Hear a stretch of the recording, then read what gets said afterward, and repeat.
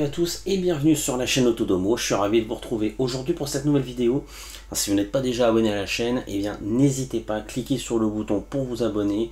N'hésitez pas aussi à cocher la petite cloche pour être notifié des futures vidéos, comme ça vous ne les louperez plus. Alors aujourd'hui, comme vous pouvez le constater, on va parler d'hydratation, si l'on peut dire, avec une bouteille isotherme intelligente. Alors vous allez me dire, qu'est-ce qu'on peut apporter d'intelligent à une bouteille pour pouvoir boire? Vous allez voir, j'étais moi-même un petit peu sceptique, on va dire. Je me suis dit, bon, qu'est-ce que ça peut m'apporter? Mais il y a des choses intéressantes. Donc on va découvrir ça, on va faire déjà un rapide petit tour de la petite boîte. Donc comme vous pouvez voir, c'est la marque Mugo. Donc je vous avais déjà présenté le mug chauffant qui est juste là d'ailleurs, qui trône sur mon bureau. Mugo fait aussi des bouteilles isothermes intelligentes.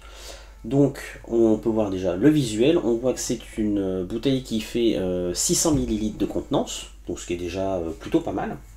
Alors un petit écran pour tout ce qui va concerner la température. Vous avez un afficheur LCD avec 3 codes couleurs qui sont très bien faits pour le coup. Donc vous avez de 0 à 36 degrés, l'anneau sera en vert. De 37 à 60, il sera orange, et de 61 à 99, il sera rouge. Ça donne une bonne indication sur la température du liquide qui se trouve à l'intérieur, selon si vous voulez y mettre du chaud ou du froid. On va tourner de l'autre côté, donc on voit qu'il y a une double isolation, l'écran tactile bien évidemment, vous avez un rappel intelligent pour s'hydrater. Alors ça on va y revenir un petit peu après, mais c'est plutôt intéressant d'avoir ce type d'option. Et vous avez une batterie de 20 jours. Alors, je précise tout de suite que la batterie ne sert pas à réchauffer ou refroidir le liquide que vous allez mettre dedans. Il ne sert que pour la partie de l'écran. Mais c'est à savoir. Et derrière, elle existe en deux couleurs. Donc en blanc ou en noir. Donc moi je l'ai reçu, c'est coché, on ne le voit pas très bien, mais c'est coché en noir. Vous avez la dimension, donc elle fait 243 mm par 70 par 70, donc elle fait à peu près 24 cm de hauteur. Donc voilà un petit peu le tour de la boîte très rapide. On va maintenant passer au déballage. Alors on va ouvrir et voir un petit peu ce que ça contient. Alors ici nous avons un premier carton, hop, qui va contenir la notice, petit manuel d'utilisation. Une chose très importante, voilà, on va y arriver, viens par ici mon pépère, c'est la base, enfin le capuchon de rechargement pour le bouchon, tout simplement. Donc, vous voyez que c'est un rechargement par induction, par toutes petites électrodes. Alors, je dis induction, c'est pas le bon terme, mais voilà, c'est une petite recharge qui se fait comme ça, avec un port USB, tout ce qu'il y a, j'ai envie de dire, de plus classique.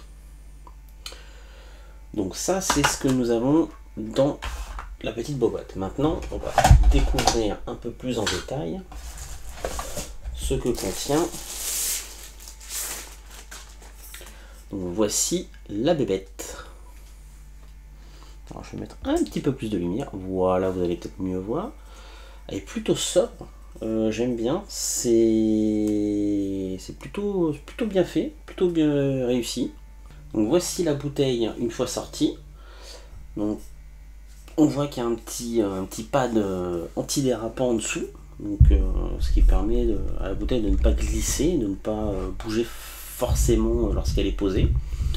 Hormis le logo qu'on a devant, il n'y a rien d'autre.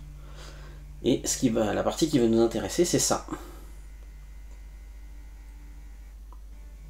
Voilà. Alors là c'est normal, c'est rouge, il n'y a rien.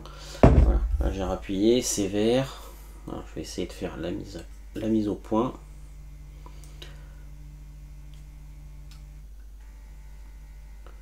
Alors on voit pas forcément bien. Alors je vais peut-être enlever la petite pellicule qui est sur le devant. Voilà. Je pense que rien que ça va énormément aider. Voilà, comment ça va, voilà. Donc on peut voir qu'en haut à droite on a l'état de la batterie du bouchon et quand on appuie 2 fois de suite, on peut activer un rappel d'hydratation. Donc vous avez un rappel, 1 heure, 1 heure et demie ou 2 heures. Donc là on peut voir que la température est indiquée à l'intérieur à 16 degrés, bien évidemment il n'y a pas d'eau. Jusqu'où il n'y a pas d'eau. Mais on va ouvrir. Voilà. Donc on peut voir à l'intérieur, hein, bouteille isotherme classique en acier, mais qui marche très très bien. Et ça c'est le petit bouchon. Donc comme je vous disais, les deux petits picots viennent se clipser ici et permettent de recharger la bouteille très facilement. Enfin le bouchon, c'est surtout ça qui est intéressant. Et on peut voir qu'il y a donc la petite sonde qui est juste là. Donc voilà un petit peu ce que ça donne.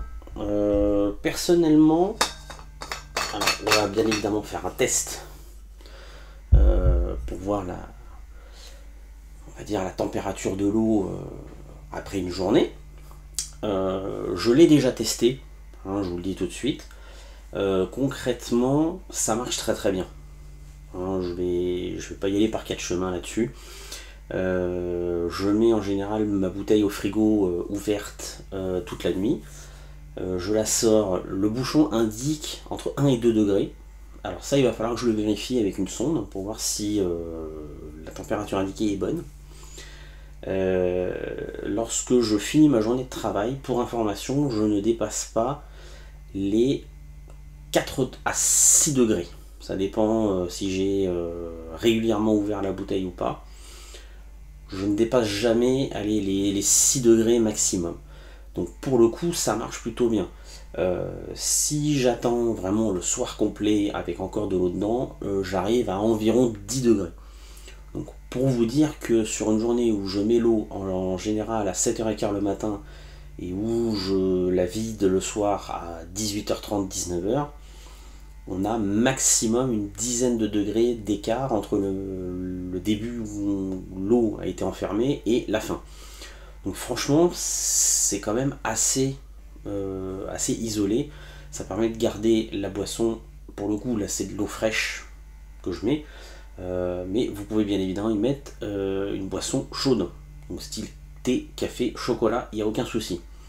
Alors on se retrouve pour une petite expérience. On va mesurer la différence de température, s'il y en a une bien évidemment, entre ce que m'affiche, hop, voilà, la gourde.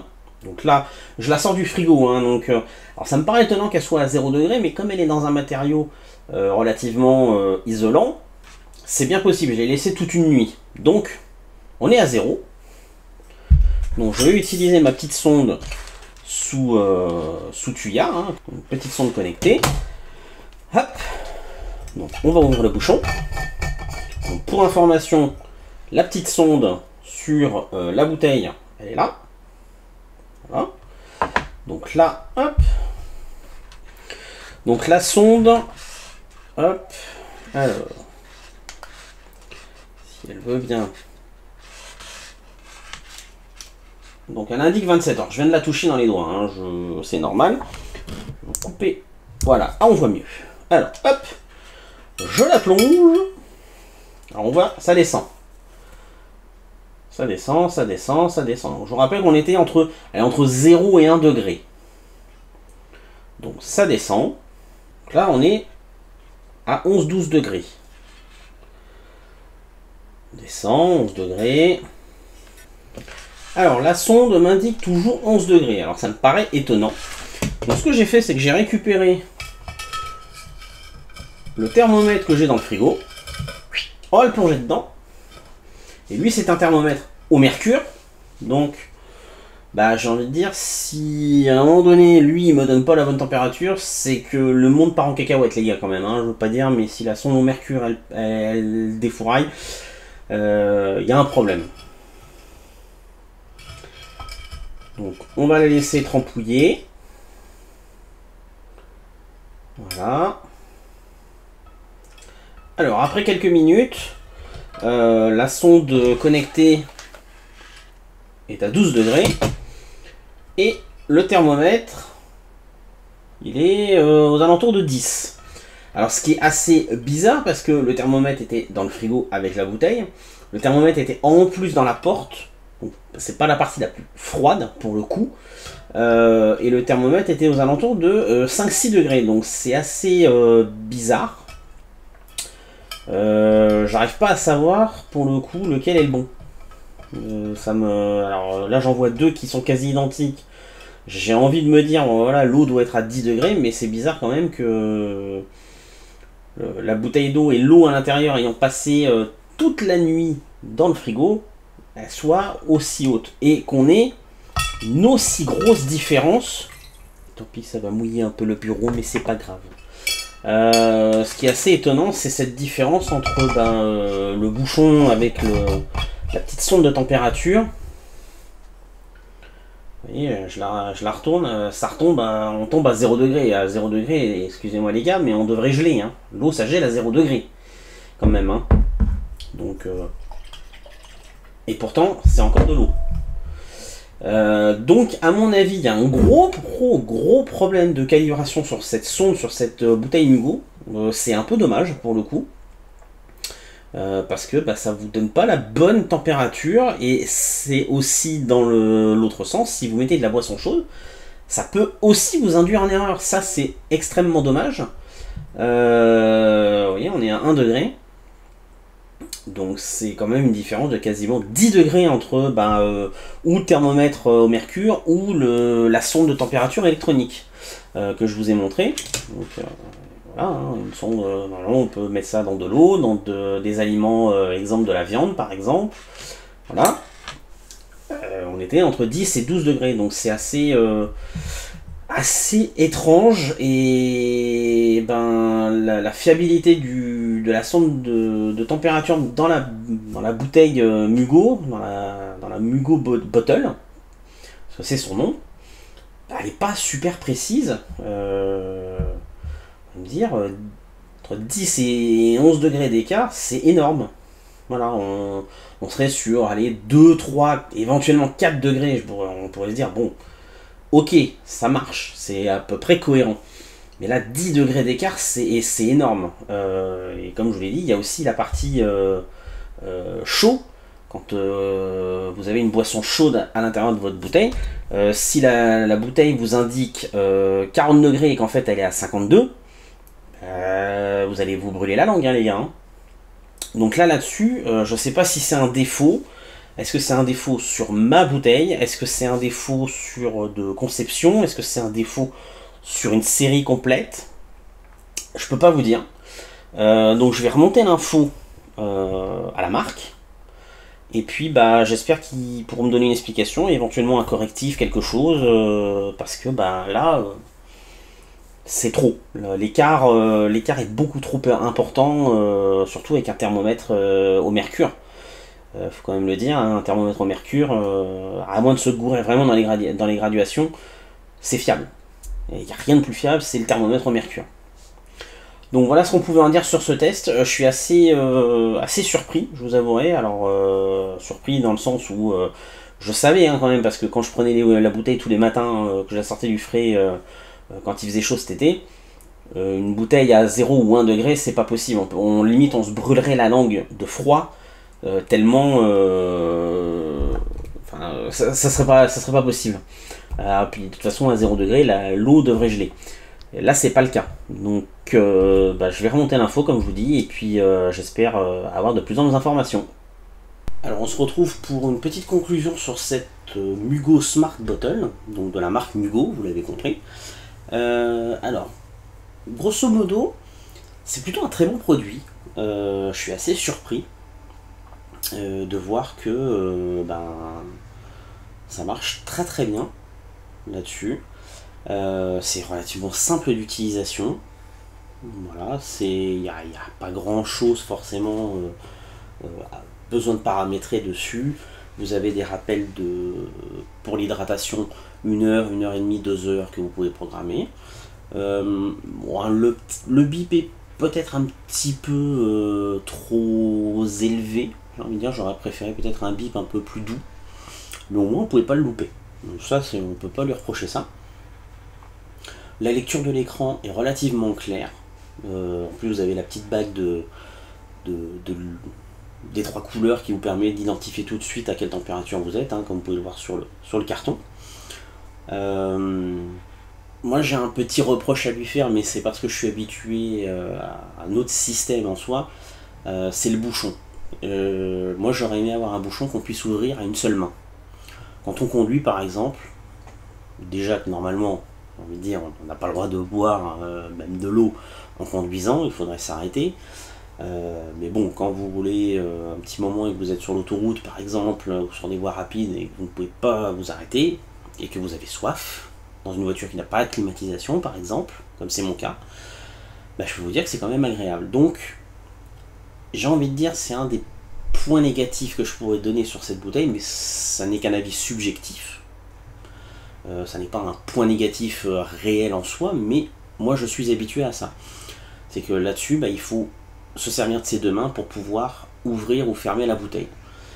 Bon, hormis ça, c'est pas gravissime en soi. Quand vous vous en servez au travail par exemple, ça marche très très bien, il n'y a aucun souci. L'ouverture et la fermeture se fait très bien, il n'y a pas besoin de chercher pendant 30 secondes comment le fait, dans quel sens ça se ferme, est-ce que c'est bien mis machin. Non, non, franchement ça se fait super bien. On va parler de la partie bouchon, de la partie électronique, si l'on peut dire. Voilà moi une bonne, mais une très très bonne quinzaine de jours que je l'utilise, voire même un peu plus. Et eh bien, hop, je ne sais pas si on voit bien, je vais peut-être couper la lumière, vous allez peut-être mieux voir, je pense. Hop. Alors, vous voyez le petit indicateur de batterie, ben, il est toujours plein. Voilà, je ne l'ai pas rechargé depuis que je l'ai reçu. Voilà, c'était pour vous montrer un petit peu qu'ils annoncent 20 jours d'autonomie, mais franchement, on peut largement les dépasser. Et pourtant je m'en sers tous les jours, hein, et je bois, et je bois, et je bois. Je m'hydrate beaucoup. Donc ça franchement, c'est top. Le système, petit système de rechargement qui est inclus avec, franchement, super simple. Ils ont vachement bien travaillé le truc. C'est top. Là-dessus, il n'y a rien à dire. En ce qui concerne la partie, j'ai envie de dire, principale, la partie isotherme, je serais nuancé sur un point, c'est que oui, ça peut garder votre boisson, alors je parle pour la partie fraîche, vu qu'on arrive à l'été, relativement longtemps, c'est à peu près une douzaine d'heures. Oui, ça peut le faire. Maintenant, vu que vous allez ouvrir la bouteille régulièrement, à chaque fois que vous allez l'ouvrir, vous avez la fraîcheur qui va s'en aller, vous avez de l'air chaud qui va venir dedans. Plus vous buvez, moins vous avez de liquide, donc forcément vous avez plus d'air, donc forcément il y a un échange thermique qui peut se faire. Vous perdez un petit peu de fraîcheur, donc c'est normal, c'est pas catastrophique. Mais voilà, ne vous attendez pas à vous mettez de l'eau le matin qui sort du frigo à 3 degrés, ne vous attendez pas à 16 heures, en ayant bu 6 ou 8 fois dans la bouteille, à avoir la même température. C'est impossible. Voilà. Ça, c'est une chose à savoir, hein. Attention, il n'y a pas de système qui va réfrigérer le liquide ou le réchauffer. Ça n'est que la température du liquide à l'intérieur qui fera que ça conservera la fraîcheur. Voilà. Bon, cela étant dit, ça marche très bien. Malgré les grosses chaleurs que j'ai pu avoir là, je mets l'eau aux environs de 1 à 2 degrés le matin. Je finis la journée, elle est aux alentours de 12-13 degrés. Voire 14. Quand il fait 30 degrés, moitié moins, j'ai envie de dire, c'est encore très bien, hein, c'est encore relativement frais. Donc ça marche très bien. Pour la partie chaude, c'est encore mieux parce que le chaud est quand même gardé plus longtemps. Donc ça marche aussi très bien. Franchement, Hugo, ils ont des très très bons produits qui vous facilitent la vie, qui vous permettent de garder des boissons au chaud plus longtemps, d'avoir des bouteilles. Alors il y a aussi un autre aspect que je n'ai pas forcément bien évoqué, mais c'est de la bouteille réutilisable. Donc pas de plastique à jeter à chaque fois. Voilà, c'est un gros avantage, vous n'avez pas de plastique à jeter, voilà, c'est quand même assez écologique, il faut le dire. Moi je vous le dis, personnellement, ça fait plusieurs années que j'utilise des bouteilles, enfin des petites gourdes comme ça réutilisables, et ça marche super bien, et j'en suis très content. Et là pour le coup, ben, d'avoir ce genre de produit, ben, c'est plutôt sympa. C'est quand même une grande contenance, hein, 600 ml, donc c'est pas négligeable, hein, un peu plus d'un demi-litre. Alors effectivement pour quelqu'un qui boit énormément dans la journée, il faut la remplir au moins deux voire trois fois. Mais ça marche super bien. Voilà. Je vous dis à part l'histoire du bouchon pour moi, mais c'est voilà. Parce que je suis habitué à avoir une bouteille isotherme qui s'ouvre à une seule main. Je pense que si Mugo avait un jour la possibilité de sortir cette même gourde isotherme avec un bouchon qui peut s'ouvrir à une main, alors là je dis banco, je prends tout de suite. Ça serait super. Mais vraiment, c'est top. Voilà, c'est tout ce que je peux vous dire là-dessus. Vous avez pu voir le test de la sonde et du bouchon qui indique la température. Alors moi, ce qui m'embête un petit peu sur cette Mugo Bottle, c'est le souci de la différence de température entre la température relevée et indiquée sur le bouchon de la bottle et les relevés que j'ai pu faire avec mes deux thermomètres numériques et au mercure. Là-dessus, il y a énormément de progrès à faire. Je pense que il y a ou un mauvais étalonnage ou un défaut, il doit y avoir quelque chose, c'est pas logique et normal d'avoir un écart aussi important de quasiment 10 voire 12 degrés, donc c'est pas normal et il faut que ça soit solutionné parce que bah, ça vous induit en erreur. Voilà, vous avez vraiment un test ultra complet sur cette Mugo Smart Bottle, donc merci à Mugo de me l'avoir envoyé. En complément de la petite tasse que vous voyez juste ici, hop, voilà, qui est pour, j'ai envie de dire, pour la maison ou pour le bureau. Moi qui travaille en extérieur, forcément, ça ne me servira pas, ça ne me sert qu'à la maison. Mais ça, pour l'extérieur, c'est franchement top. Donc, je peux vous dire qu'elle me suit partout. Elle est dans ma caisse à outils et je peux vous dire qu'elle est trimballée toute la journée. Et vous voyez, elle est nickel. Franchement, elle est top. Donc voilà, j'espère que le test vous aura plu en tout cas. Pensez à vous hydrater hein, quand il fait chaud, surtout, même si vous n'avez pas forcément soif. Un petit conseil d'amis, j'ai envie de dire, ça peut toujours servir. Donc j'espère que le test vous aura plu. Si vous avez des questions, n'hésitez pas à les poser en commentaire ou sur nos différents médias. Et puis moi je vous retrouve très bientôt pour une prochaine vidéo. Ciao ciao les amis!